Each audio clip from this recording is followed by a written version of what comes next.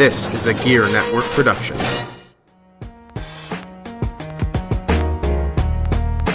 Ladies and gentlemen, it's your boy, Mr. Perez, and you're listening to the Better Live Than Dead podcast, brought to you exclusively on Gear Network. Listen in. What's up, people out there in podcast land? This is episode 77 of the Better Live Than Dead podcast. Episode 7, peoples.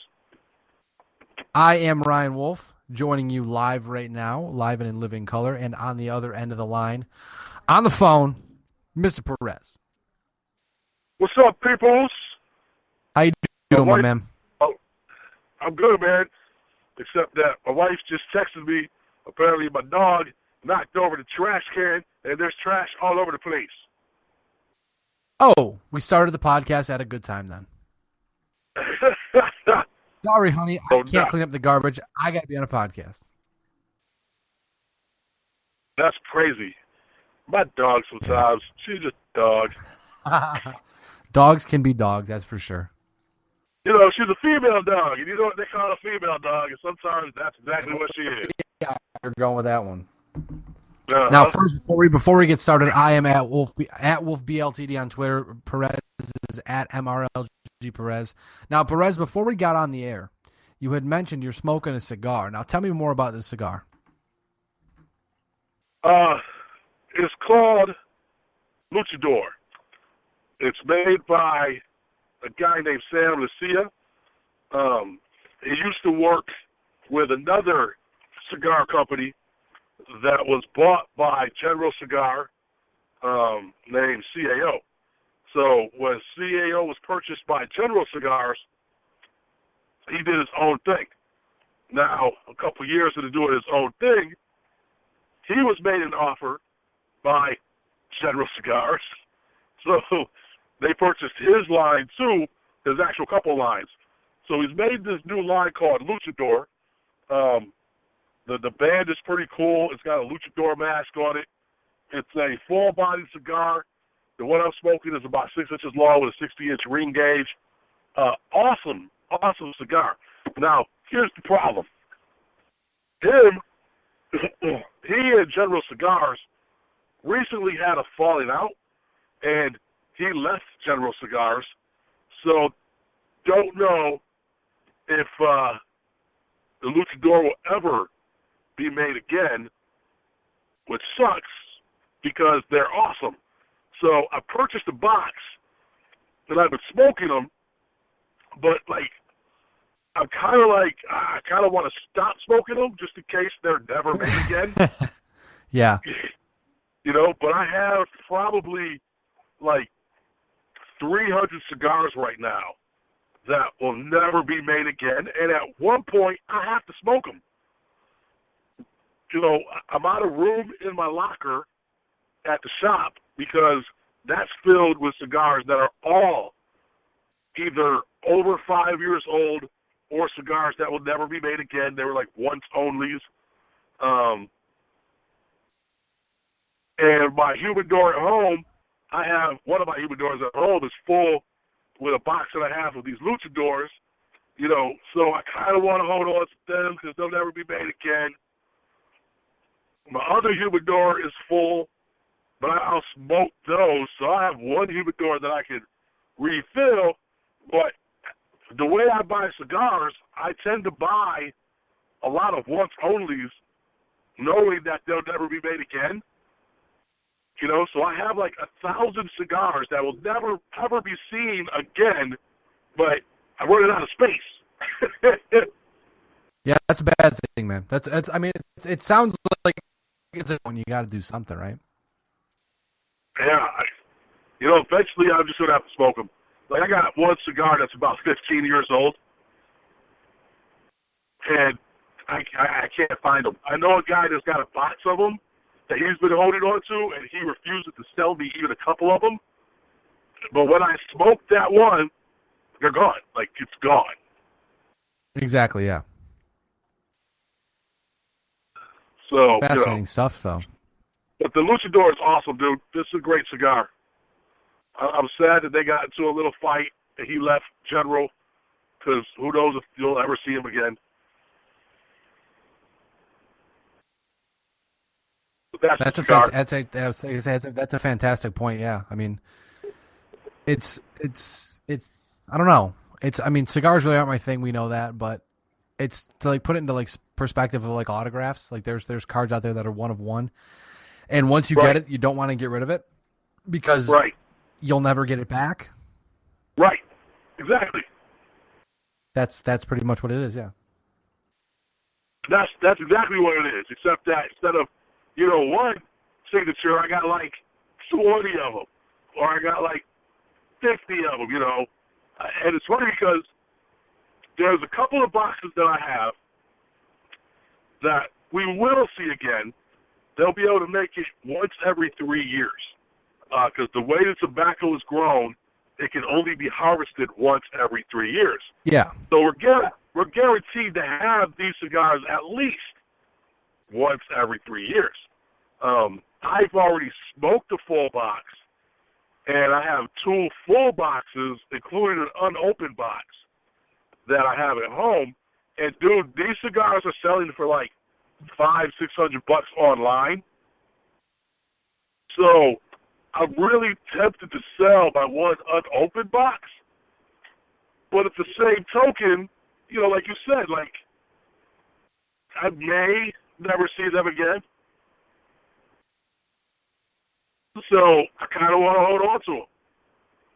Well, it's one of those things too, where like I was trying, honestly, while you're talking about it, I was kind of like, why is he so sentimental about these cigars? And then I thought about it in like the autograph sense, where I collect autographs, and people ask me, why do you collect autographs? It's like, because I enjoy it. I enjoy the art of it. Like you enjoy the art of a good cigar. You enjoy, smoking good cigars. You enjoy keeping rare cigars. You enjoy smoking rare cigars. It's your gimmick. It's your gig. It's what you like to do. And that's how I am, like with drums or with autographs. So it took me a second to be like, he's got a really good point, but like, yeah, you do have a great point. It's your hobby. It's what you like to do. What makes you tick. And I may not understand cigars completely because like when I smoked cigars, I was just really bad at it, and I was not a very good cigar smoker. But but I get the art of it for sure. Oh yeah, and see that's the thing. A lot of people don't realize that when it comes to an actual cigar, a lot of people who are not up on smoking a cigar, they kind of look at them like they look at it at a cigarette. It's just tobacco. But a cigarette there's a bunch of crap added to cigarettes, and it's not the same. Cigars, you could get really bad cheap cigars. There's Swisher Sweets, there's Black and Milds, there's Backwoods, Phillies. Those are bad cigars. But when it comes to high-end cigars, and by high-end, I mean any cigar that might cost above, like, $6. Because, frankly, I could get a $7 cigar that's phenomenal. Or I could get a $50 cigar that may not be as good. But the way the tobacco is grown, there's different regions in the world that grows different tobaccos. When you make a cigar, you want it to have a particular flavor profile. And so you have to blend different tobaccos together, and you have to figure out which tobaccos are going to go together to make the flavor that you want or the strength profile that you want. And that's very time-consuming. I don't think people realize just how time-consuming that is. Like, for instance, I work part-time at a cigar shop. We make all of our own cigars. We have created a couple of new blends, and we have spent, I can't even tell you how many samples we smoke of a new blend to figure out the right combination of tobaccos. And then when you watch a roller actually roll a cigar, it's really cool to watch. There's more to it than just sticking tobacco and rolling it up. You have to have the right combination of fillers. You have to have the proper binder, and then you have to have the proper wrapper, and the wrapper goes on last, and you have to press the fillers with the binder for a certain period of time to make sure it holds, and then put the wrapper on this board that just, rolling it up in a wrapper. You have to cut the wrapper to the proper size. You have the cap that you have to make sure the seam is proper. There's a whole lot that goes into actually making and rolling a cigar that people don't think about. And that's what I love about it. The art of a cigar is phenomenal. And don't get me wrong, I've smoked a lot of dogs. But what happens when you smoke a lot of dogs, eventually you hit that pearl, and that's, the cigars we put out. And that's what the whole industry is like when it comes to high-end cigar makers. My master roller, he can blend and he can roll. He's a rarity because in the cigar world, when you have companies who make, a couple thousand, a couple 100,000 cigars, they have one or two people who blend, and then they have people who do the filler and the binder, and then they got separate people who do the wrapper. My guy does all of it, so what he can do, him and his nephew, who's my other guy, what they can do is actually a rarity in the cigar world. And we're really blessed to have them because we can tell them, make us a blend, compress us, and he'll come back with some cigars that will knock your socks off. And they've done that on several occasions. There's an art to it, and I love the art. Your socks have literally fallen off? You're okay. Your socks have literally fallen off? No, but, that'd be weird if it did. Next question, actually. Sorry, I went on a little bit of a tangent there. That's why we do this podcast, You broke up a little bit there. I said you got the passion. Now you gotta show it off. Right. That's why we do the podcast. Speaking of podcast, time to start the podcast. Better Live Than Dead 77. Going to start off in NASCAR. The Daytona 500 a couple weeks away, and one of the biggest stories has already taken a death blow. Tony Stewart, who was planning on retiring after the season, winless in the Daytona 500, and that streak will continue. He will not race the Daytona 500 this year. He may not race for a very long time this year. Fracture. Bro, you're breaking up really bad, dude. Uh-oh. That's weird. Can you hear me any better? You're still breaking up. Must be these new headsets you got, That's bro. Weird.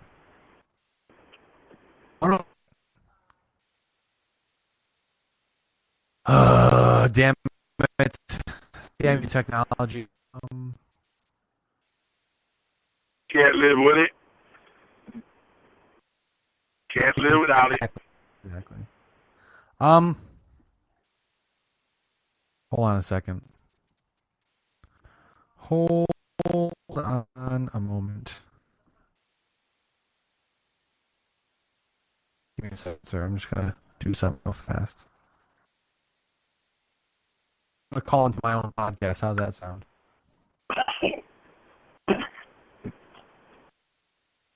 Folks, this is sometimes what you deal with when you do a podcast. We apologize about this, little technical difficulties, but that's what happens sometimes. Oh, I think you stopped the recording. I'm here. Did you stop the recording? Nope. I'm on my cell phone now. Oh, I heard that. This is how we do so things. I wasn't This sure. is how we have to. Yeah, this is how we have to do things. Sometimes if things don't want to cooperate, we will make them cooperate. And That's right. my computer. Hold on a moment.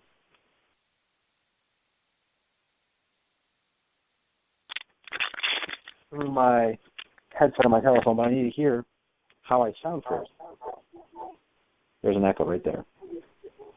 Okay. Can you hear me very well? I can hear you. Okay, cool. So back to what I was saying. apparently this week technology does not want to cooperate. That's fine. We'll deal. We're good. We've had enough technical problems in the past, so we're fine. We're fine. That's right. Daytona 500 in a couple weeks, and the big storyline of the 500, Tony Stewart racing his final Daytona 500, winless in his career in the Daytona 500, and that will continue after news came out this week that he suffered a burst fracture of his L1 vertebrae in his back.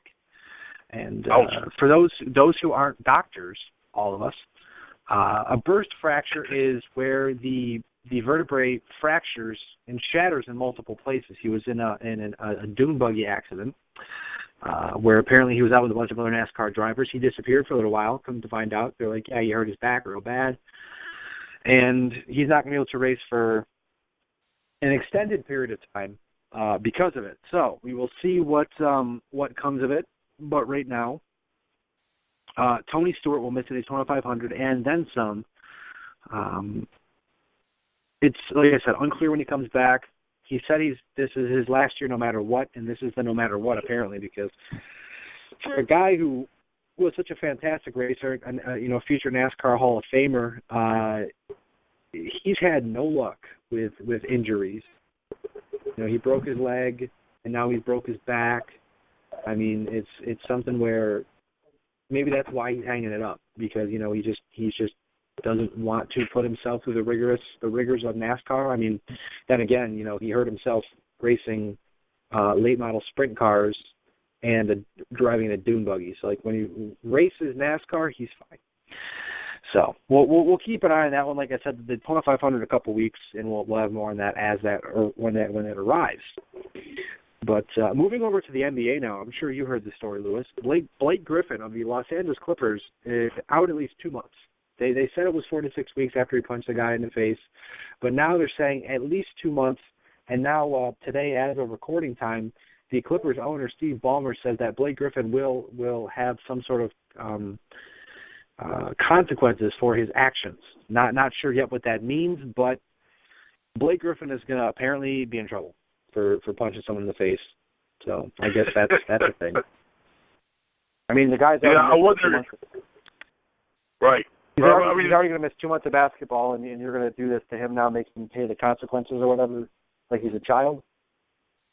Right. Like, I mean, I can understand where you want to discipline one of your star players for punching a guy in the face, but, like, what are you really going to do? You going to fine him somebody? They're playing good ball, so they're not losing without him. So they might suspend him a little more. I don't know. Maybe it's something that they think that, like, hey, we'll rally around this because our player is dumb as hell. Yeah, but I mean, I understand the urge to want to punch people, but I wish I wish we knew exactly everything that happened, because it might be one of those things where you're like, yo, I would have punched that dude too. I'm sure in due time we'll find more about it. Probably. But as for right now, Blake Griffin, out 2 months. Clippers are going to do whatever they do. But we're going to talk about the Warriors now. Kevin Durant. Warriors. Yeah, man. Kevin Durant is said to be the top free agent in the upcoming class if he doesn't re-sign with Oklahoma City. And there's rumors out there right now that Golden State could be the leader in the clubhouse for Kevin Durant. How crazy would that be? Dude, if they get KD, you're talking dynasty, bro. Well, I mean, it would be taking Klay Thompson and Steph Curry. I would say Steph Curry. I'm stupid as hell when it comes to that. Steph Curry. You're taking Curry, Thompson, and Durant over depth that won you the championship. Depth that's going to win you another championship most likely this year. And possibly Draymond Green, too, who arguably has been one of the most valuable players in the league with the stuff that he's done this season. So do you want to jump the shark and go against the grain and say, look, we get KD, we could be at the Miami Heat. I mean, granted, they could get KD and still win championships. But the formula they have right now is absolutely unstoppable and fantastic and amazing and just unbelievable how they've been so good at basketball. I mean, right now they're on pace to set the NBA record for most wins in a season. You know, they're expected to steamroll the playoffs and win the championship almost at a default. Like this year, it's not even who can beat Golden State. It's how many more games will Golden State lose before they win the championship. Right. That's how I see it. Yeah, but if you keep that core, most of that core of individuals, and you add KD to it, I can always see that team being even more vicious. Well, I mean, the problem with that, though, is if they get Kevin Durant, it's the thing where they'll have to get rid of some of that depth, some of that much needed depth that can provide them, you know, hey, if Steph's having a bad game or Klay Thompson's having a bad game or, you know, Klay fouls out or Draymond Green's not doing good, you can bring in Andre Iguodala who's going to, you know, he'll get you 20 off the bench if you need it. Like last year, we all know the reason why Golden State won the championship. It wasn't Steph Curry. It was that assistant at 3 a.m. was watching tape saying, hey, look at, you know, LeBron is really bad when Iguodala's on him. They put Iguodala on LeBron the rest of the series, and, you know, the rest is history. But, like, you need, defense wins championships, you know, having the best player in the world wins championships, but you need depth, man. Like, if you don't have, especially in basketball, if you don't have solid depth, you're screwed. I mean, there's no chance of doing anything. That's true. I agree with you there. But if they're able to keep some of that depth, then add the thing is they won't be able to financially. I think that's what I was reading, at least, that they would have to cut costs. I can untangle my tongue. They would have to cut some costs, and that would mean getting rid of guys, you know, key depth, maybe not re-signing Draymond Green, stuff like that. So it's going to be, you know, it would be bad news. I mean, I don't know if you'd want to break up the group that you have, you know? Right. You know what? This is what bothers me about the NBA, is that they're going to throw all types of money at KD possibly, and as you're saying, you know, have to lose a couple guys. But KD's already made a ton of money in Oklahoma. He's not won a ring. So I would, you know, if it was me, I would tell the team to give me less, keep more, and let's go win some more wins. That's possible. I mean, that definitely there's potential there. I mean, it's happened before. It wouldn't be the first time, and I'm damn sure it's not going to be the last time that happens. I mean, at the end of the day, it's all about championships. Like I just watched something tonight, the ESPN 30 for 30 about. Sorry, I'm going to turn the water on here fast because now that I'm mobile, I'm going to make some tea while I'm on the podcast. Bear with me for a moment. Bear with me because I'm sure this is loud. It's the rigors of live podcasting. We do what we want here. But I was watching something. I was watching the 30 for 30 with the Bears tonight about the 85 Bears. And the story that always comes across is that Walter Payton was forever pissed off at Mike Ditka. I almost said Mike Dungy. What the hell is my problem? I'm just bad with English today, man. Mike Ditka, he was pissed at Mike Ditka because he never got a touchdown in the Super Bowl. And that's all he wanted was a touchdown in the Super Bowl. And he was used as a decoy the whole game. I mean, they won, 45-10, won the Super Bowl, whatever. But, like, William Refrigerator Perry got a touchdown, stuff like that. Like, Jim McMahon had 2 touchdowns rushing. Excuse me. But they never gave Gary, or what that dude, I'm just going to quit. I quit, yeah. I just said Gary fucking Payton. Like, what is my problem? Walter Payton, that's all he wanted was a touchdown. Like, it may be a thing where Kevin Durant will say, look, I'm worth, 25 a season or 20 a season or whatever it may be. But if you need to pay me 15, 10, 12, 15, maybe it's something that we can try to pull off to make this happen in Golden State. But then again, you put Kevin Durant with Curry and with Klay Thompson, I mean, that may be a thing where You don't have to have amazing. I mean, it's a conversation we can have for hours, for weeks. Like, it's a conversation that every time you talk about it, the narrative changes. I mean, right. We've spent 5 or 6, 7 minutes on it already, and we could go for hours because there's so many things that can change and bounce around and be different about. If Durant was to take 10 per season, or less than 10, or do what LeBron did and openly take less to be better, to have a lot more long-term future with the franchise of winning titles. I mean, that changes everything, because right now on the surface of what he's worth, I mean, they would have to make severe changes, but they've got a good thing going. Why not? Why do you want to see that end? I mean, especially if they win another championship this year, maybe Kevin Durant says, hey, give me chump change and I'll come, for a year or right. so. But then again, he's probably going to end up in D.C. with John Wall. Possible. John Wall had a great game the other day. Or in New York with the Knicks. Last thing in basketball, painful sort of talk about. San Antonio Spurs Manu Ginobili was knee in the groin, and he'll be out 4 to 6 weeks with what is being termed as a testicular injury. Ouch. Yeah, it doesn't, like, when they term it, when it's termed a testicular injury, you probably know it's pretty serious. Yeah, I mean, we've all been hit in the groin, and it's not my favorite thing. Sucks. Yeah, it's not my favorite thing. No. It's not fun at all.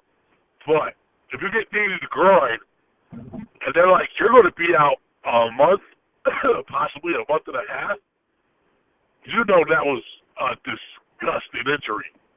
I'm thinking he's probably going to need a little surgery. If I'm not mistaken, he's having something fixed or whatever. But that's just, ouch.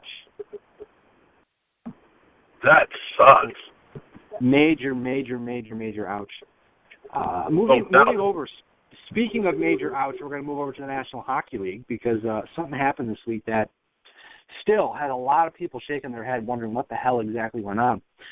Calgary Flames defenseman Dennis Wideman suspended for 20 games after checking and concussing a referee.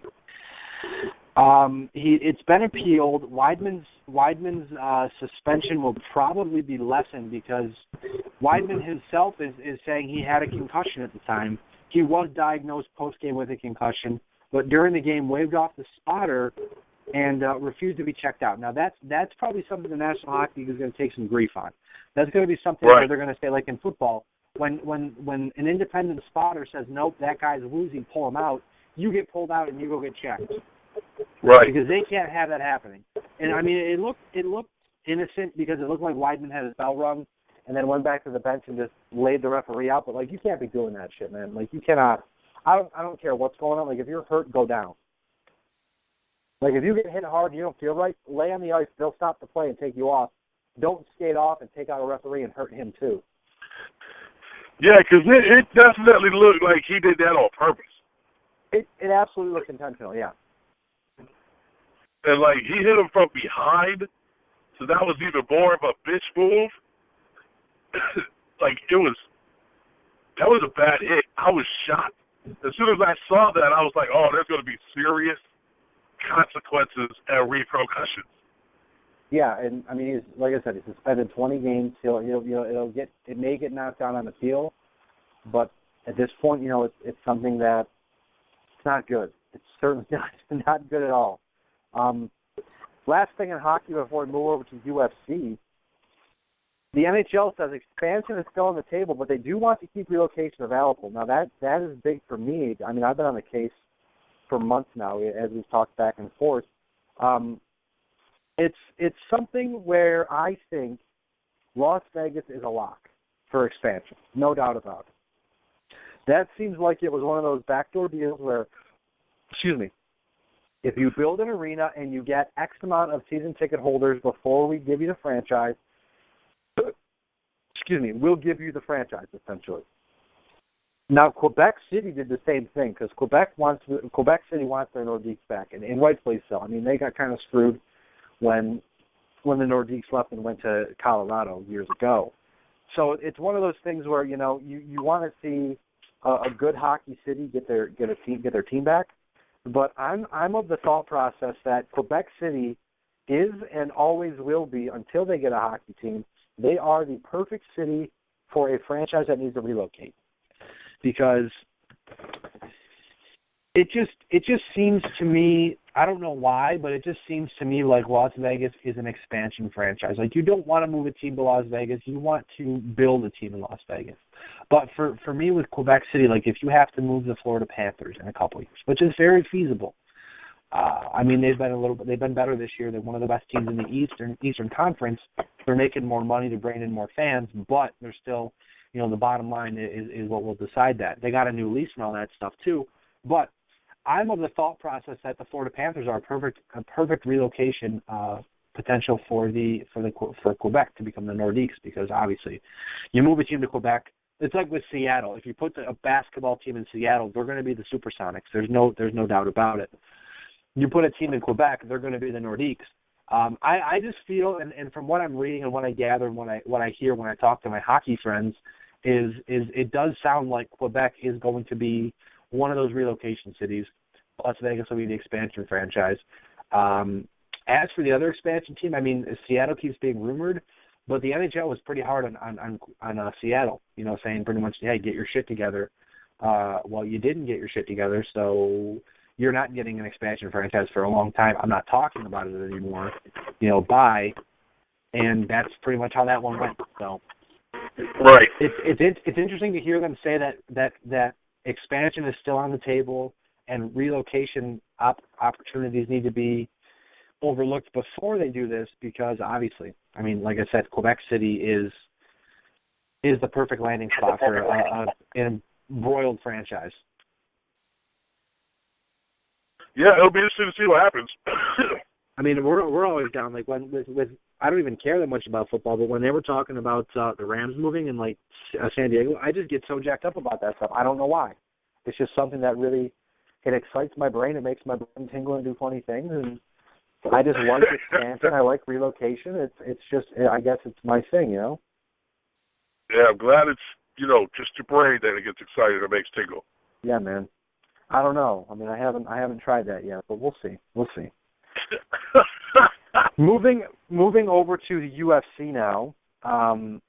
Dana White spoke this week, so we've got some good quotes. You've got some good news on the future next couple of UFC cards that we're going to be seeing. First off, Dana White flat out said for Jose Aldo, with the way Jose Aldo went down in that fight, it's quote it's tough to make the Aldo fight right away, which is probably why Conor McGregor ended up going to fight Rafael Dos Anjos, which we'll talk about in just a moment.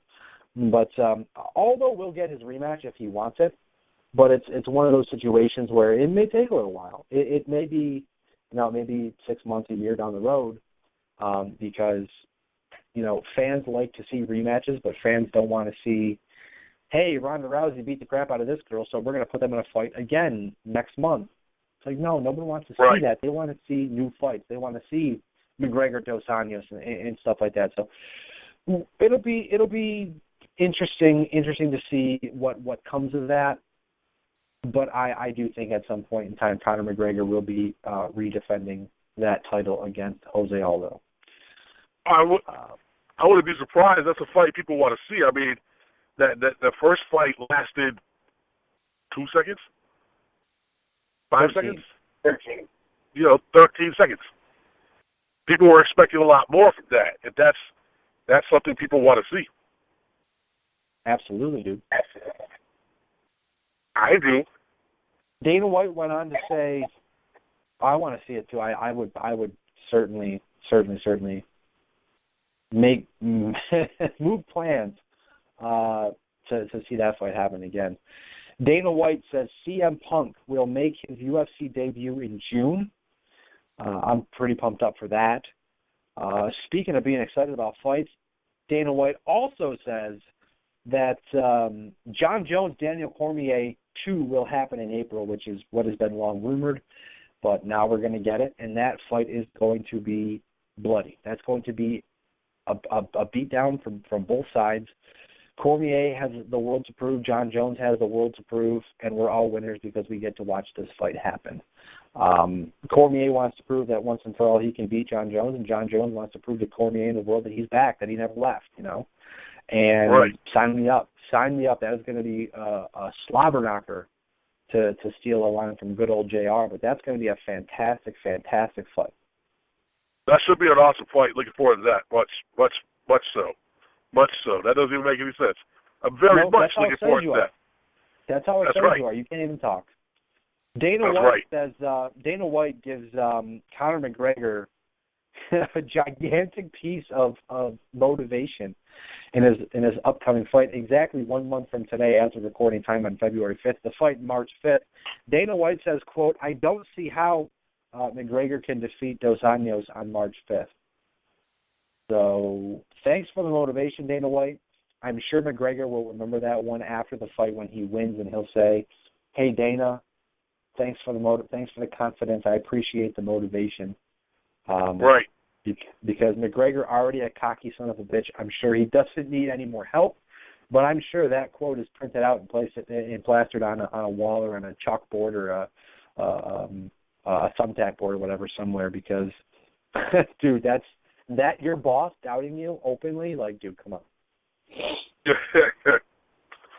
that's not a big vote of confidence. Well, I mean, it's you're moving up a weight class to face one of the best fighters in the world. It's risky. It's very risky. But you know what? If it was risky enough, they wouldn't let it happen. But they're letting it happen. So there's the risk and the reward. The reward is bigger than the risk. If McGregor loses, whatever. If he lost, the luster's knocked off a little. But if McGregor wins, holy shit, dude! Like what? Like that would be absolute insanity. Exactly. And that's what the UFC wants, is absolute insanity. Well, who doesn't? I want insanity all the time, especially in the UFC. Tim Means, I was going to say, I don't know why I'm stumbling on my words here. He was expected to fight Donald Cerrone here shortly, and he is out of the fight after, a potential USADA violation. He has been pulled from the fight. Donald Cerrone will have a new opponent, but Tim Means apparently has failed the drug test for steroids or something. So we'll see what happens there. Also, UFC 199, we will get Chris Weidman and Luke Rockhold 2, which, after seeing how Rockhold manhandled Weidman, I mean, we could be watching a murder happen. But it's a scenario where, you know what, Weidman earned the right to fight again for his title, and I mean, we'll see what happens. Certainly, we will certainly see what happens, because I mean, it's going to happen either way as long as nobody gets hurt. But excuse me, it's going to be a good fight. I'm looking forward to that one too. A lot of good fights happening. UFC is if nothing else, they provide fantastic entertainment. Moving over to Major League Baseball now, can you believe we are less than 2 weeks away from pitchers and catchers reporting? That's going to be awesome. I mean, absolutely fantastic. I look forward. Red Sox were horrible last year. I don't give a shit. I am very, very, very excited for baseball to come back. And you know what? We're gonna have an interview coming up here soon with Barstool Sports, a Barstool Sports baseball writer. We will talk more with him. I'm working on getting the interview. He said he would do it, so hopefully, we'll be able to make it happen. But I look forward to that. But anyways, moving over to baseball right now. One of the bigger underrated moves, I think, happened this week with the Houston Astros. They signed the pitcher Doug Fister to I believe it was a 1-year deal. And this is a fantastic deal for both sides, first off, because Fister is just 2 seasons removed from a 16-win season. I mean, in 2014, he won 16 games, had a 2.41 ERA. I mean, he was a fantastic pitcher, finished 8th in the Cy Young voting. I mean, it was, he was a great pitcher. And then 2015 rolls around and he regressed. He finished 5-7 with a 4.19 ERA. Worst ERA of his career. Just a overall, just a terrible, terrible season. But You go to Houston, who's had luck with pitching, who may be able to figure Doug Fister out, may be able to turn it around. And if not, it's a one-year deal. But if it works out for both sides, maybe Doug Fister ends up an Astro for a long time, or maybe he moves on and takes his one season and runs with it in stride. But I mean, career-wise, Fister's 65 and 63 in 7 seasons, a 3.42 ERA, ERA plus of 1.17. I mean, he's not a horrible pitcher. So, there's still going to be something left there for sure. But, I mean, even in his 2 years with Washington, he was 21 and 13 with a 3.10 ERA in 50 starts. So, Doug Fister certainly seems like the type of guy like with Ian Kennedy, how we talked about a couple of weeks ago, Ian Kennedy signing with the Royals. This seems like a type of move like that, low risk, high reward, where they paid Ian Kennedy a ton of cash, though.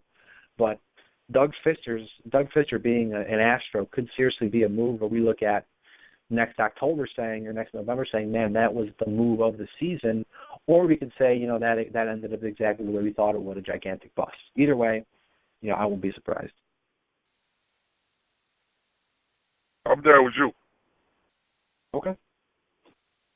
Real quick, just running through the rest, there's a couple other signings here. Tampa Bay acquires outfielder Corey Dickerson. Arizona acquires shortstop John Segura. I believe it's a shortstop. John Segura. I believe I pronounced that incorrectly, but whatever.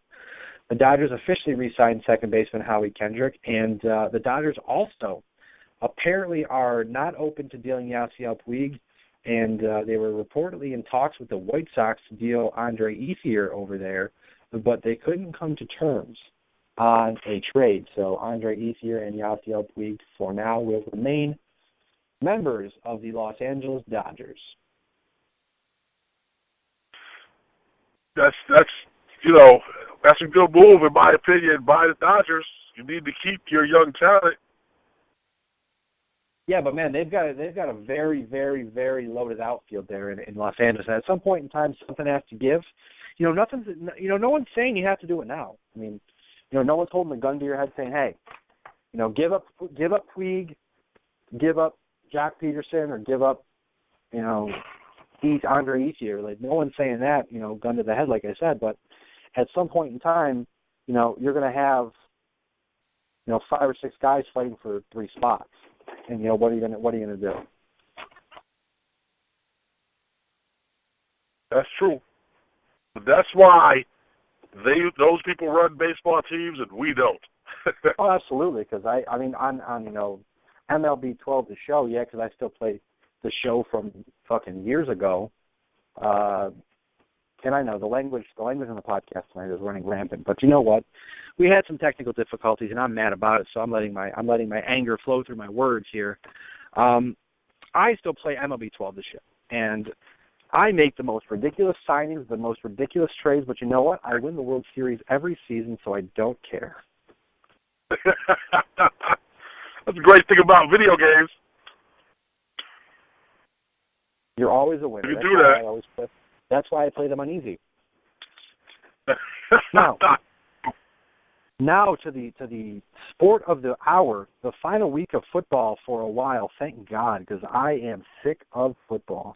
But we're going to talk about the Oakland Raiders. It always seems like they are in the news these past couple of weeks, and rightfully so, with the talk of relocation and potentially moving everywhere. I mean, except for Mars at this point. I mean, they haven't. Maybe we can move the Oakland Raiders to Mars. I mean, even there, they would still would probably be a bad football team, but I digress. That'd be a very, very long commute to make it to your next game. Yeah, 3 years, no big deal. Right. Las Vegas, the city of Las Vegas, has reportedly been courting the Oakland Raiders. Now, the NFL says that there is no prohibition on any city, and that just means, hey, we're not purposely trying to keep football out of anywhere. It's just it hasn't worked out. So maybe Las Vegas can get a stadium, ground broken on a stadium. I mean, as we mentioned, they just built a brand new arena for hockey, allegedly. But it looks like the Raiders are going to play at somewhere, just not Oakland. I mean, it's gonna be Las Vegas, it's going to be San Diego, or it's going to be San Antonio at this point. There's no real other logical options, it seems like, for that franchise to end up. So I certainly think, I mean, in my heart of hearts, I think they end up in Las Vegas at this point. San Diego, because we'll talk about in a second, that just seems like a cluster waiting to pop. In San Antonio, I'm not sure. I mean, they have the Alamo Dome, but I'm not sure if the National Football League wants to put a third team in Dallas or in Texas, not in Dallas, in Texas. Now, I mean, if you think about it logistically,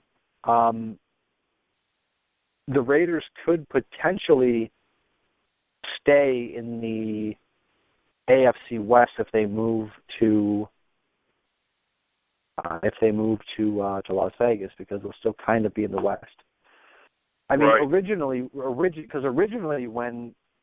when they were discussing relocation, you were looking at the Chargers and the Raiders moving, and one of the teams want to move to the West. The NFC West want to stay in the AFC West. But now that you have the Rams, who are already in the NFC West, moving back to Los Angeles, that works out. And, I mean, it's all working out for the National Football League. It always seems to work out for those grimy bastards. But moving over to the Chargers now. Speaking of grimy bastards, man, tell me how this one works out. The Chargers and the Rams reportedly reach a tentative agreement where the Chargers would move to Los Angeles in 2017. Excuse me. But here's the deal. The Chargers came to an agreement with San Diego where San Diego would host the Chargers at Qualcomm Stadium for one season. The Chargers then said, hey, if we can't reach a stadium deal by the end of the season, we're moving to Los Angeles. So they're betting on the inability of San Diego to get funding for a stadium. And last I checked, they want ridiculous amounts of taxpayer dollars to build a stadium, which is why it still hasn't happened and which is why it won't happen. But San Diego thinks, hey, you know what? If we can convince the fans that the city is the bad guys, we can move to Los Angeles looking like kings. But guess what, Louis? Right. It doesn't work like that. No? That's not how it works? No, you can't. The thing about it is, you can't sit there and be like, hey, I'm about to do this stuff that's going to make you really mad. But how we're gonna do this is I'm going to do something that is going to make it your fault, even though I'm doing it. That's how it's going to happen, and you're going to be fine with it, and that's how it's going to work. And I mean, that's what's going to happen. Like, the Chargers are moving to Los Angeles, people. Get with the picture. This is what's happening. But because they put it on San Diego, and San Diego is going to fail to deliver, the Chargers are going to walk away looking like they're the ones that are being hurt in the process. Like, don't make us do this. We want to do it, but don't make us do it. Come on. Well, we'll see what happens. You know, once it all plays out, they'll either have a new stadium or they're going to stay exactly where they were. Oh, mind you, they've also reportedly already have scored land to build a training facility outside of the area where the stadium is being built. So, again, you know, try to BS us a little more, San Diego Chargers, because you're doing a horrible job. We got a little more word this week on Calvin Johnson, on the potential retirement of Calvin Johnson. Apparently, he told Jim Caldwell that this season was his final season. Jim Caldwell said, you know, hey, take some time to figure it out. But apparently, when the Detroit Lions were hiring a new head coach, they made it clear to their head coach, hey, we don't know how much longer we have Calvin Johnson for, because doctors are afraid of the health of his ankles and just his overall longevity. And Calvin Johnson, it sounds like, you know, his body's pretty beat up, which we know that. He's a warrior. He'll play through almost everything. So we know Calvin Johnson's been hurt for a while, but it sounds like this is this is the point where he can walk away and be be healthy as possible. And I mean, right. it could be a thing where he leaves the game for a year and comes back. But I think if Calvin Johnson's head's not in the game, heart's not in the game, and he's not healthy, and that he wants to be healthy and have a life outside of football, it's probably best for all parties if he just walks away. Right. Yeah, it'll be interesting to see what happens. It's a shame that he's leaving. He's one of the best wide receivers we've seen in a while. It's a shame that the Lions couldn't get him a championship. So it'll be interesting to see if the team was more competitive, I'm sure he might try to stick it out a couple years. But if there's nothing to play for and they're not going, it's like Barry Sanders. Barry Sanders just got sick of losing and was like, why am I beating myself up for this? I'm the greatest in the game. I'm going to retire the greatest in the game. What do I have to prove? Nothing. And I'm not going to win a championship. And he left. He definitely, as much as I'm a Cowboys fan and as much as I'm an Emmitt Smith fan, Barry Sanders was definitely a better running back.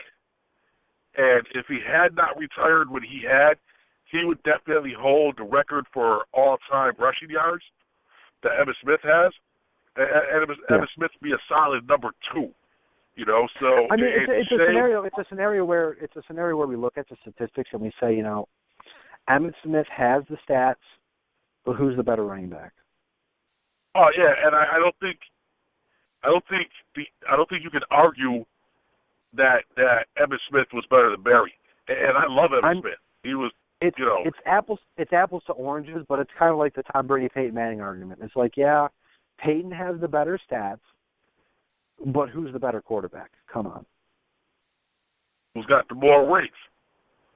Exactly. Like if there was a one game where you said, hey, starting running back, Emmitt Smith or Barry Sanders in their prime, give me one game, I would say Barry Sanders 10 times out of 10.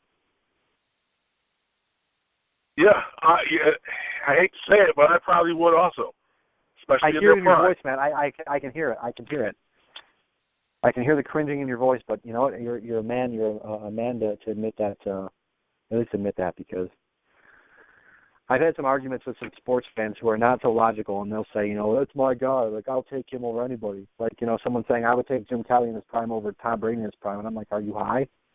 Like, I would take Tom Brady 10 times out of 10 and twice on Sunday. Like, no joke. Jim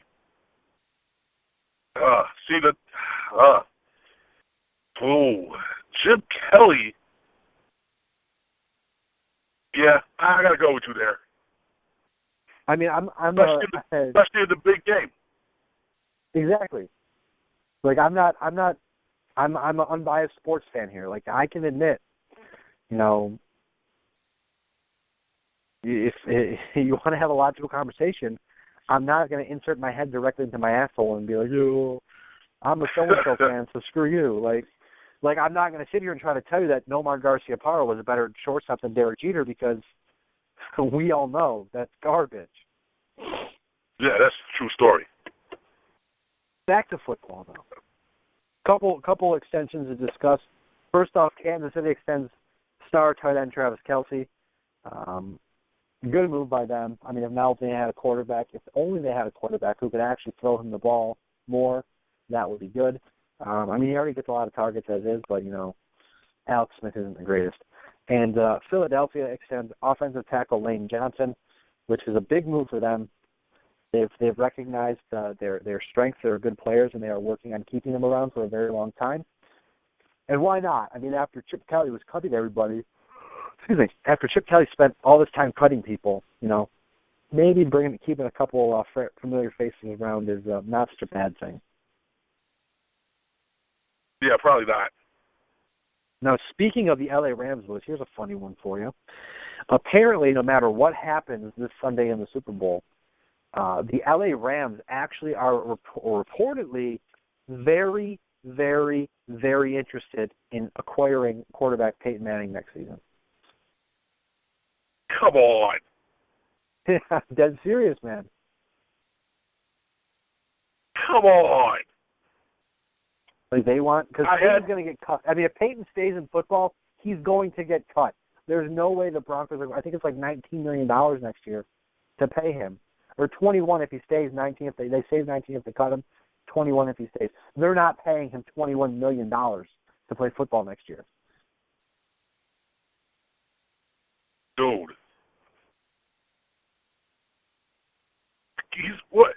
I got. You know that what? That would be I got hilarious. I got nothing for you, man. That would be.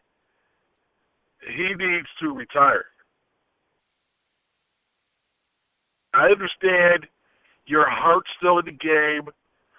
I understand mentally you might think you can still play the game.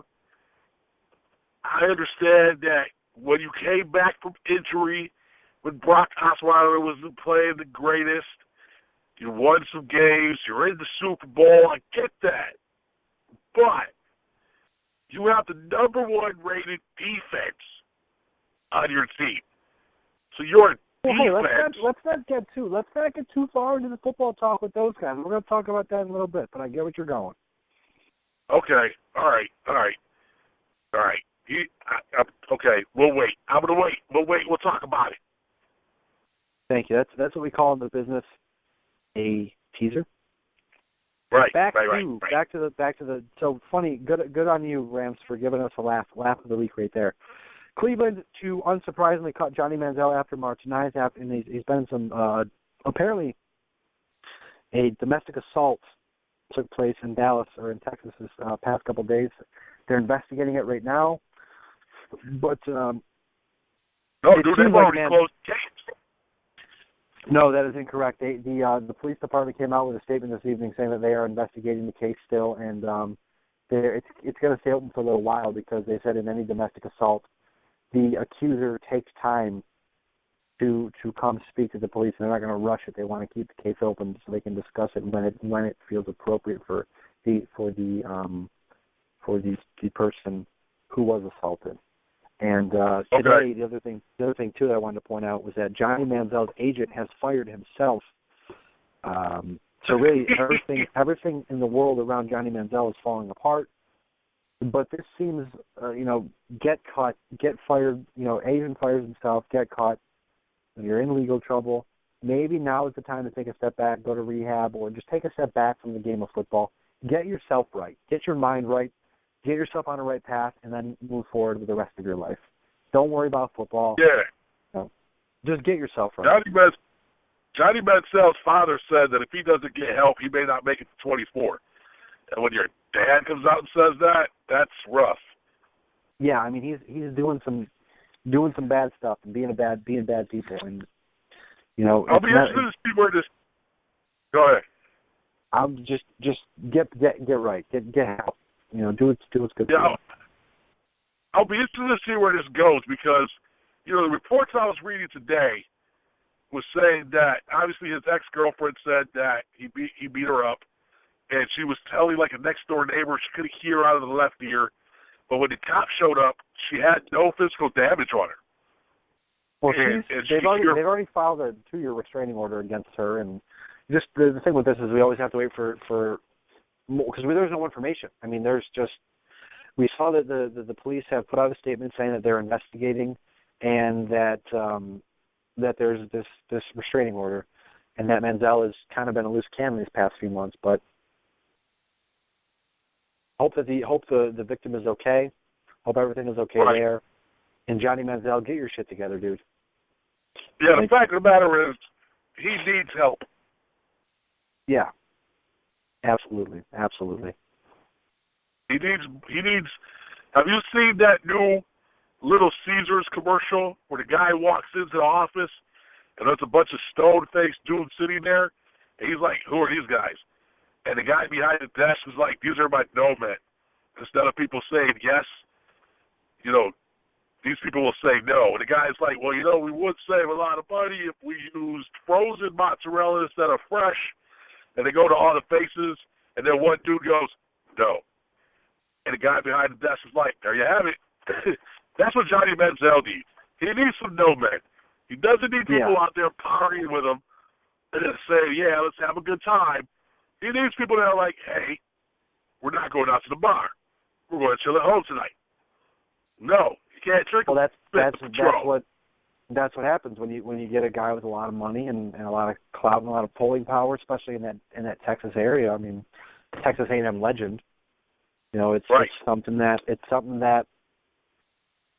really works to his disadvantage. But you have to want to be better, and if he doesn't want to be better, he's not going to be better. So how many chances will he get? I'm not sure, but I think all that hype when he was in college, just went to his head. He thought he was going to go to the NFL and make a big splash right away. No, I think this is more. I think this was more than that because, when he came to the National Football League, he struggled with adapting to the league. But this year, everyone has been speaking of praising him. With how much better he's gotten, how much more he's been able to adapt, learn the playbook, all that stuff. But it just seems like his off-the-field antics have really taken over his life and really taken control of everything that he does, and he needs to get that figured out. I mean, if he wants to be a party animal and drink like crazy, all that stuff, more power to you, but there's not going to be a job waiting around for you. Right. You are not Michael Irvin. Yeah, dude. And if people in listener land don't understand that reference, go watch some information. Look up some information on Michael Irvin, the way he used to play and the way he used. Yeah, the joke is the reason they painted the line silver in Dallas is because Michael Irvin tried to snort them when they were white. That's right. That's the running joke. Yeah. He was one of the few players, and other players will attest to this. He was one of the few players that could party on Saturday like no one's business and still go put up 150 and 3 touchdowns on Sunday. He was a freak of nature. Johnny Manziel is not a freak of nature. You need to calm down. Let's run through some news real fast before we get to another hot topic here. Buffalo signs cornerback Javier Arenas, expected to fight for the kickoff return and punt return position, as well as maybe a depth cornerback. Oakland to host Houston in Mexico City next season. There's going to be another game announced apparently as well. Tony Romo's going to have collarbone surgery this offseason. Not sure when or how extensive it will be, but in time we will find out. They're going to let it try to heal a little longer before they go in and try to fix it up. Philadelphia and DeMarco Murray, running back DeMarco Murray, are reportedly headed towards, quote, a stare down. That was the report on the interwebs, because they can't trade him, but they don't want to cut him. But obviously neither side wants to be in that relationship at this point in time. I mean, DeMarco Murray could potentially be a free agent, and at this point, I mean, a Dallas reunion makes sense if DeMarco Murray gets cut. Dallas would make the most sense. He needs a front line like the Dallas Cowboys. He's not a side-to-side They know rusher. him. They know him. He knows them. And it'll take a discounted deal, but I think DeMarco Murray, if he gets cut going back to Dallas, makes a lot of sense. No, I agree with you. He the fact of the matter is, DeMarco Murray is a great rusher when he can run straight ahead. The Philadelphia Eagles did not have the front line to allow him to run in that fashion. He's not a good cutter. He can't move. Like 3.3 yards a carry last year. Right.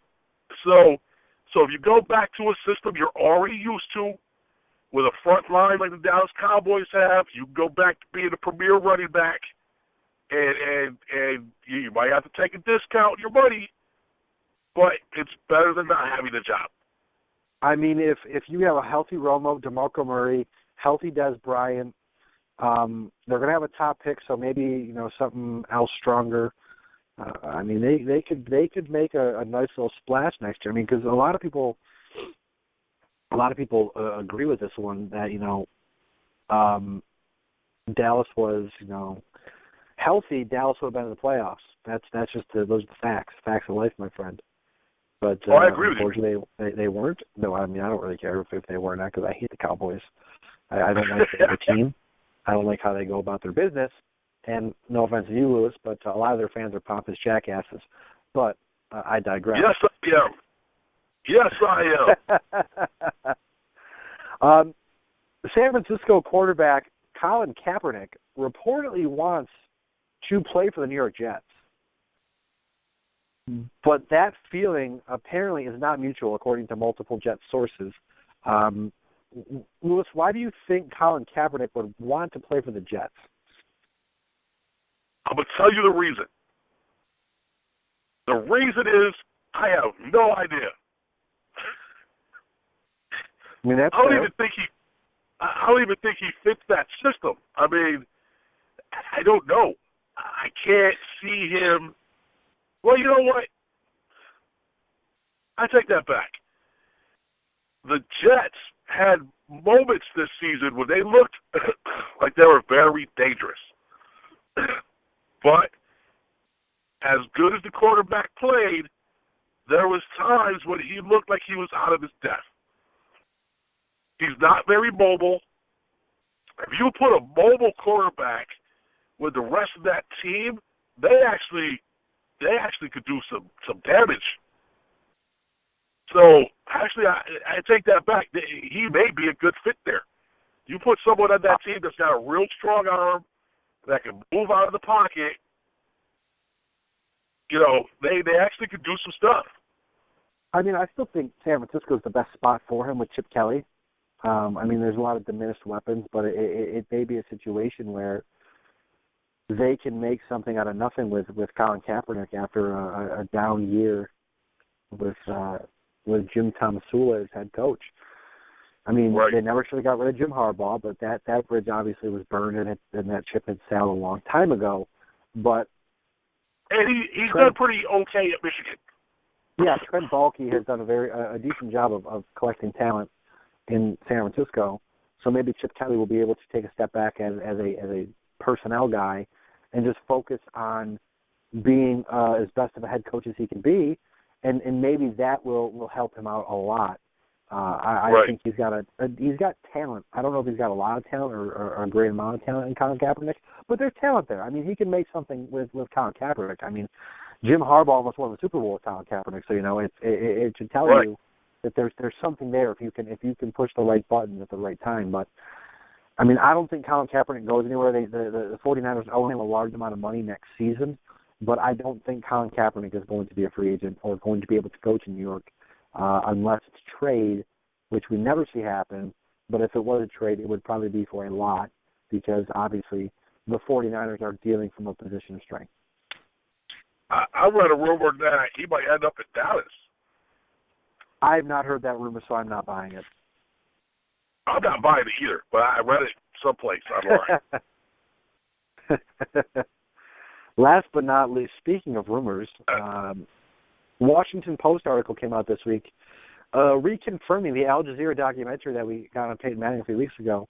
Apparently, at some point in time, Peyton Manning did admit to human growth hormone being sent to his house under his wife's name. Now, those are all the details we got. So that's quite a cliffhanger.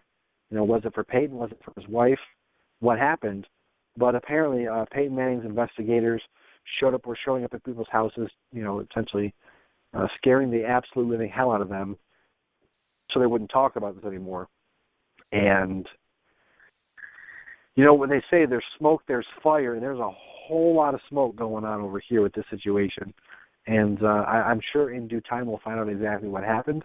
But, you know, Peyton Manning's good guy record has taken a big hit. I mean, with the sexual assault allegations from years ago, on top of stuff like this, I mean, you know, it's not good for Peyton Manning. But, you know, he's a white quarterback, so you don't hear about it. You know, if this was Cam Newton, you know, this would be the start, the beginning, the end, the middle of the end of the news, all day, every day. But, you know, Peyton Manning is your favorite quarterback, so, you know, we don't hear anything about these HGH allegations aside from guys like Jim Nantz saying, "Oh, those aren't true," because I know.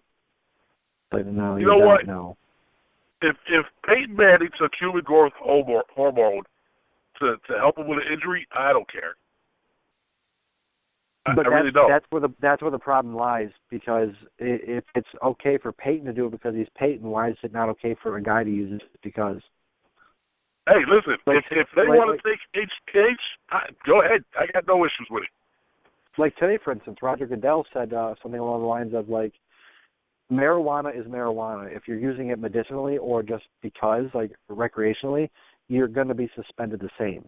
But it's like, what if taking players off of, like, Toradol and killing themselves with painkillers, what if they smoked weed instead when they're not, like, they'll pass drug test day of the game, but, like, what if that was able to help football players better? And they were prescribed by an actual licensed physician. I'm not a proponent of drug use. I'm not a proponent of legalizing marijuana. There's just too many studies out there that show the harmful qualities of it. But at the same token, I'm going to say, if these dudes can smoke weed and not have the health issues that they do with other pain medicines, then I'll be the first to roll you up a fat doobie. I mean, there's a lot of players that have flat out said, they smoke weed. They know how to get through the test and make sure they don't fail, because it helps them. I mean, we saw the thing with Chandler Jones where apparently he was smoking synthetic marijuana because synthetic marijuana apparently is not legal or not illegal in the National Football League. Like, which is weird to me, by the way. Is not illegal or something like that. I don't remember exactly. I could be misquoting, which I probably am. But it's just a thing where it wasn't illegal where he lives. Yeah, in Massachusetts. It's something where, like, if this helps the players, don't be shitty, dude. But I mean, it's Roger Goodell we're talking about, so that's already out the window from the word go. Right. Yeah, now, I mean, it is what it is. Like I said, I'm not a proponent of it, but if it's going to help the players and they're not going to have the health issues they have with other substances, then you know what? Let them smoke a J. I really don't care. Crack a Philly blunt, fill it, let your aches and pains feel better. Tell them you got cataract. Tell them for your cataract. Yeah, something like that, right? But last but not least, we move to the big game. We move to the Super Bowl. Can we call it the Super Bowl without being charged hundreds of millions of dollars? I just did. Super Bowl. The Stupid Bowl. The Denver Broncos and the Carolina Panthers are taking each other on Sunday afternoon, Sunday night. And we talked about it a lot last week. I mean, we both think that Carolina is going to take the game handily. But, as the week has gone on, I haven't changed my mind at all. I still think Denver's defense needs to be fantastic. I mean, Peyton might be healthy, he might be rested, but here's the thing. Gary Kubiak was saying Peyton is the best he's looked all season, but he hasn't looked that good all season. So, right. Peyton may be at 60-65%, and that may be the best case scenario for them right now, gives them the best chance to win. But, like, dude, for the amount of shit Cam Newton has had to go through this week, he has been fantastic. And I think that's just going to roll into a Sunday evening where he just handles business. Where he just takes care of business. What are your thoughts on all the stuff that Cam Newton's had to go through this week? Dude, it's simple. Did he bring it up himself? No, for me it's simple. He's a black quarterback in a widely white-driven league that is run by and written about by old white people. Like that's what it is. Like the stupid ass questions you hear this week about, Cam, why do you wear socks with sandals? Like it's an old white guy. Like get a fucking hobby, dude. Well, let me clarify one thing. If you wear socks with sandals, That's a really ugly look. Don't do that. Hey, whatever, man. Whatever he wants to do. I mean, he's a trendsetter. But you know what? His response is perfect when he said flat out, "Why do you wear pants with shoes, jeans with shoes?" But yeah, I'm not weird. I'm doing my own thing. Someone actually said that to him? Yeah, someone said to him, "Why do you wear socks with sandals?" And he laughed and said, "Why do you wear jeans with shoes?" Socks with sandals is actually a black person thing. Lots of black people do that. So do certain subsections of white people. It's not a good look. It's like ugly. I said, Lewis.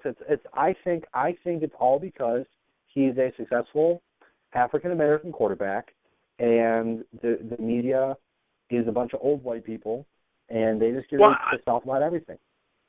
I think he made a very good point when he said that they've never seen something like him. He's a big guy. He's mobile. He can, beat you down the field with both his arms and his legs. The fact is, we've never seen a quarterback like him. We've seen quarterbacks similar to him, and frankly, Colin Kaepernick is another one. He's big. He's got a great arm. He's fast. He's mobile. If they can shore up Colin Kaepernick's skills, he could be on par with Cam Newton. And I think that, when he said these people were scared of him because of that, I think people ran with that. And the fact of the matter is, if you watch Cam, he's fun to watch. He has an infectious personality. He's obviously a good leader in the stadium, in the locker room. And here's the thing. I'm going to use a reference from baseball. At the start of the game, umpires always say, play ball, right? Yeah. They don't say work ball. They say play ball. And that's what not Colin Kaepernick, that's what Cam Newton is doing. He's out there playing. He's out there having fun, playing the game he loves. And I like seeing that. When they get into the end zone, they do their little celebration. Like, I have no issue with that. Dab all you want. Do your little dance. To me, that's fun. I like seeing it. When he hands a ball to a kid in the crowd, those kids are so happy. You literally just made a kid's life. You know what I'm saying? Yeah. Up to that point. The fact that he gets fined for that is ridiculous.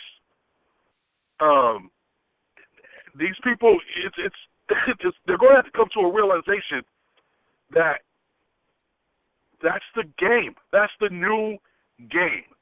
People are going to have to adjust their expectations, the way they look at it, because frankly, that's the new game. And Colin Kaepernick makes it. I'm sorry, I said Colin Kaepernick again. Cam Newton makes it fun to watch.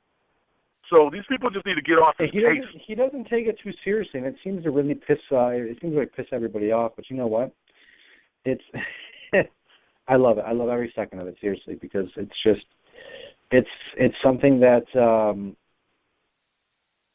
it's just something where, if he wins the Super Bowl, people are going to melt down. And right. You know what? I want to see them all melt down because Cam Newton deserves every part of, every piece of someone giving Cam credit for what he's done. He deserves every second of it because you know what? He gets such a bad rap because again, he was a successful black quarterback who is not, like you said, not like anything we've ever seen before.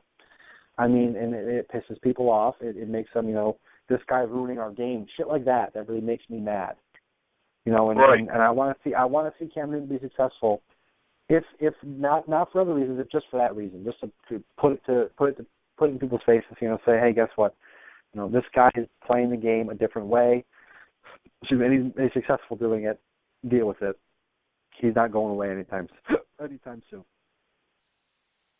That's true. I mean, if you think about a couple of seasons ago when he flipped his truck, that could have been a career-ending accident. That could have been a life-ending accident, when he got hit. And he's out there making the most of what he has. And he still wears that hospital bracelet on his wrist?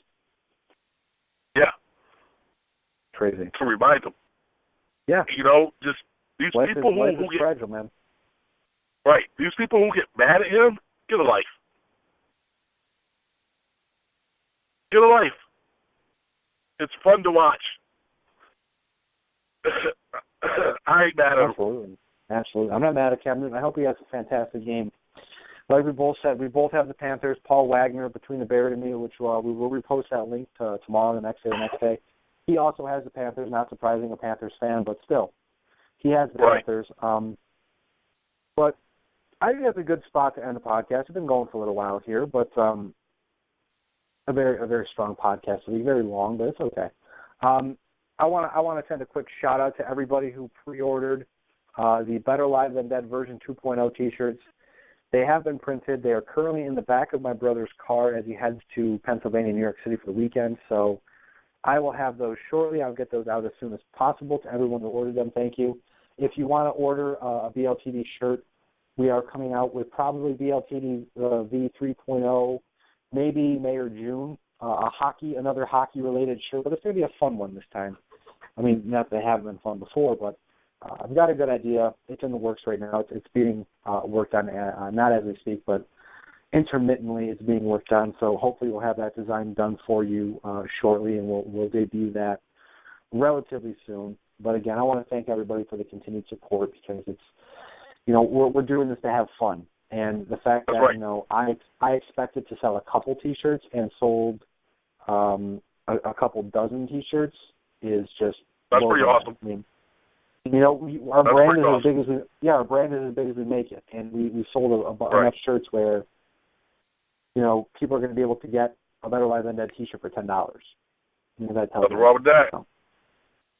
Hey, before we wrap it up, let me just ask you one more question about the Super Bowl. Absolutely. Do you see any way that Denver Broncos are winning? Yeah, the defense has to be fantastic. I told you that's what I said last week too. Their defense has to get Carolina out of their groove early. They have to dominate the game, maybe get a couple defensive touchdowns. Because like we saw in the Super Bowl a couple years ago with Seattle, Denver's defense was pretty good. Now, granted, this Denver defense is better than that Denver defense was. But that Seattle offense was able to get their groove early and just blew the doors off the place. I don't know if that'll happen on Sunday, but I've got a feeling that if Cam Newton gets confidence in that offense quick and early, I mean, it's going to be bad for Denver. Yeah, I could be totally wrong. I mean, I could be wrong. Denver could come out and blow the doors off it and win, 50-7. But, that's what we're here for. We're here to talk about it. We're here to give you our opinions, and my opinion is such that I think that Carolina will come out and will control the pace of the game. There may be a few road bumps, a couple sacks, maybe a pick here or there, but I don't think Denver has enough to top the Carolina Panthers. I feel like the Carolina Panthers are like a team of destiny. They just have enough going their way that it's going to be hard to stop them. Yeah, no, I agree with you. I'm going to say this. It's not going to be a popular opinion, and I don't care. The only way I see Denver winning is if the NFL tells the refs, we want Peyton to get his second ring so we can ride off into the sunset. Yeah, whatever. Fuck the NFL. Because we know that the refs can control the outcome of the game. It's the only way I see it happening. But other than that, I think it's going to be, I'm going to go like 34-21, Carolina. But maybe more, because we've seen what they did against Arizona. I mean, they could put up 45 points easy. But Denver's defense is a little better. So I think they'll keep them in the 30 range. I think it's going to be either way. It's going to be a fantastic game to watch. I probably won't watch it though. The only way I'm going to watch the Super Bowl is so I can see the new Captain America commercial, and then I'm going to turn it off. I would have watched the whole thing. I want to see the Captain America commercial. I'm pretty jacked up about that. And then in a week's time, Deadpool. Been getting rave reviews. Like, it may be one of the best out there. I already got my tickets, bro. I cannot wait. I cannot wait for Deadpool. Going opening night. I don't blame you. Already got my tickets. Looking forward to that. I want to say for I'm Ryan Wolf at Wolf BLTD on the other phone. Mr. Perez at MRLG Perez. Thanks for joining me tonight, man. I appreciate it. Absolutely, man. Thank you. It's good to have the podcast going. Next week it'll be on a Wednesday because I'll be back to my normal schedule next week. I know files now, apparently. That's what they tell me. I passed the test, so I apparently know it, but I don't really know much. As time goes on, I'll get it figured out. But I want to thank each and every single one of you for tuning in, dealing with our technical difficulties. It's been a while since we have had a technical difficulty episode. Feels good to get it out of the way. We'll be back next week, same time, same place. We'll talk the Super Bowl. We'll talk more baseball, hockey, not football. We already talked football with the Super Bowl, duh. We'll talk basketball, hockey, racing, fucking every sport you want to talk about. We'll talk about it next week. Better Live Than Dead. This has been episode 77. Guess what, everybody? We are Better Live Than Dead. You're not. We'll see you next week, same time, same place, exclusively on the Gear Radio Network and BLTDsports.com. Thanks again for tuning in, my friend. Peace.